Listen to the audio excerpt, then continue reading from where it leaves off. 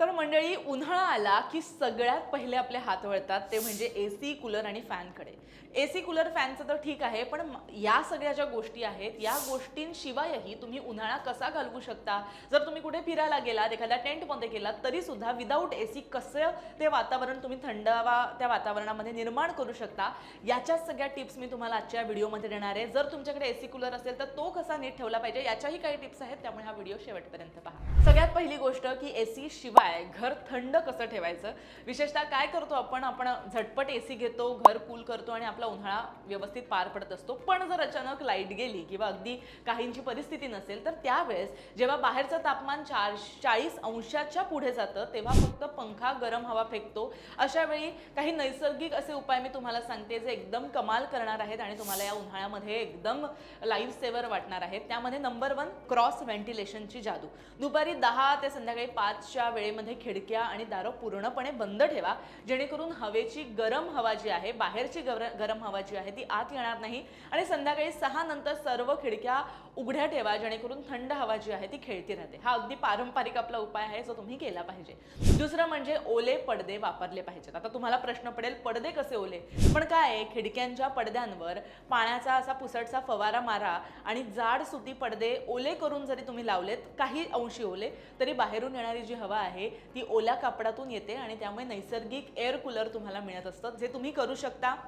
कुठे फिरायला गेलात तर तुम्ही अगदी टेंटमध्ये सुद्धा ते वापरू शकता. यानंतरचा जो मुद्दा आहे तो म्हणजे कूल रूफ असणं गरजेचं आहे. शक्यतो घरामध्ये इतर वेळेस सुद्धा थंडावा राहावा यासाठी जो आपलं फ्लोरिंग आहे ती फ्लोरिंग नेहमी व्हाईट किंवा अशी लाईट कलरमध्ये ठेवली तर सूर्याची म्हणजे किरणं जी आहेत ती परावर्तित होतात आणि घराचं तापमान जे आहे ते 3-4 अंशांनी कमी राहतं. उन्हातच नाही तर इतर वेळेस सुद्धा शक्यतो तुमच्या हॉलमध्ये किंवा बेडरूममध्ये तुमचा जो वरचा भाग आहे, फ्लोरिंग आहे, ती लाईट कलरमध्ये ठेवा.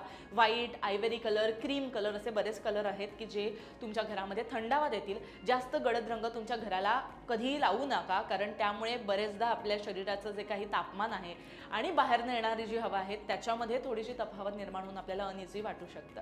यानंतरचा मुद्दा आहे तो म्हणजे इंडोर प्लांट्स. हो, कोरफड आहे किंवा स्नेक प्लांट आहे किंवा अरेका पाम यासारखी जी झाडं आहेत जी इंडोर आपल्याला ऑनलाईन सुद्धा मिळतात, जी इंडोर लावली जातात.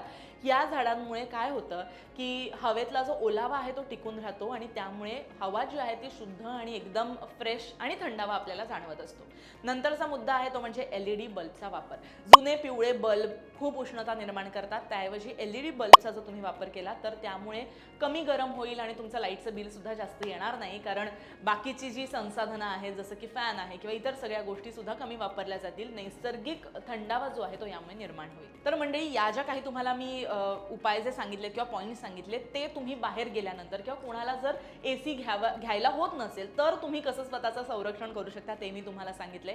त्याच्या विरुद्ध उन्हाळ्यामध्ये आपण कूलर मोठ्या प्रमाणात घेतो, पण हाच एअर कूलर कसा मेंटेन केला पाहिजे त्यासाठी सगळ्यात महत्त्वाची टिप आहे ती म्हणजे कूलरची हवा एसी सारखी थंड हवी असेल तर तुम्ही काय केलं पाहिजे.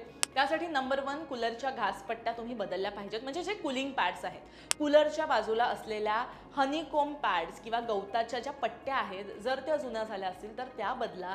त्यावर साचलेली जी धूळ आहे किंवा क्षार आहे ते हवेचा प्रवाह रोखतात आणि तेच सेम एसीला सुद्धा लागू आहे, त्यामुळे सर्व्हिसिंग करणं या काळामध्ये खूप गरजेचं आहे. दुसरं म्हणजे पंखा आणि मोटर ऑइलिंग. आता कूलर सुरू करण्यापूर्वी त्याचा जो पंखा आहे किंवा पंप आहे त्याला ऑइलिंग करायला विसरू नका. यामुळे घर्षण कमी होतं आणि कूलरचा आवाज न करता तो वेगानं काम करत असतो. त्यानंतरचा मुद्दा आहे तो म्हणजे पाण्याची टाकी स्वच्छ करणं. टाकीमध्ये म्हणजे कूलरच्या टाकीमध्ये साचलेलं गढूळ पाणी काढून टाका. आठवड्यातून एकदा टाकी जी आहे ती छान घासून स्वच्छ करा, जेणेकरून डास होणार नाही, दुर्गंधी येणार नाही. त्यामुळे या छोट्या छोट्या गोष्टी तुम्ही फॉलो केल्यात तरी तुमचा कूलर खूप नीट राहू शकतो. यानंतरची टीप आहे अगदी पारंपरिक, ती म्हणजे खसचा वापर. कूलरच्या पाण्यामध्ये थोडंसं सुगंधी तेल किंवा खसचे थेंब जर टाकले तर घरभर गारवाही येईल आणि सुगंध सुद्धा दरवळेल. यानंतर महत्त्वाची टीप आहे ती म्हणजे कूलरची जागा. कूलर कधीही बंद खोलीत कोपऱ्यामध्ये ठेवू नका. कूलर नेहमीच खिडकीमध्ये ठेवला पाहिजे, जेणेकरून तो बाहेरची जी ताजी हवा आहे ती ताजी हवा आत खेचतो आणि यामुळे ह्युमिडिटी जी आहे किंवा दमटपणा जो आहे तो वाढत नाही. त्याच्यामुळे कूलर कुठे तुम्ही ठेवता हे सुद्धा महत्त्वाचं आहे. याच्यामधल्या बऱ्याच टिप्स ज्या आहेत त्या तुमच्या एसीसाठी सुद्धा लागू आहेत. तर मेंटेन एसी करणं, सर्व्हिस सेंटरमध्ये सतत फोन करून तो सर्व्हिसिंग करणं, त्याच्या ज्या पाती आहेत किंवा इनर ज्या नेट आहेत एसीच्या त्या तुम्ही स्वच्छ करणं, घरगुती सुद्धा तुम्ही करू शकतात. या ज्या छोट्या छोट्या गोष्टी आहेत त्या जर तुम्ही पाहिल्या तर उन्हाळ्यामध्ये सुद्धा अगदी थंडगार वातावरण तुम्हाला मिळू शकतं.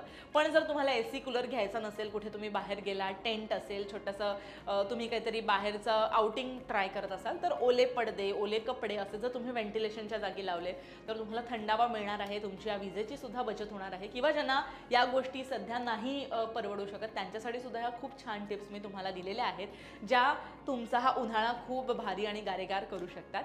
त्यामुळे या छोट्या छोट्या टिप्स फॉलो करा आणि नक्की तुमचा उन्हाळा थंडगार करा. बाकी हा व्हिडिओ कसा वाटला हे मला नक्की सांगा. लोकमत सखीवर असंच प्रेम करत राहा.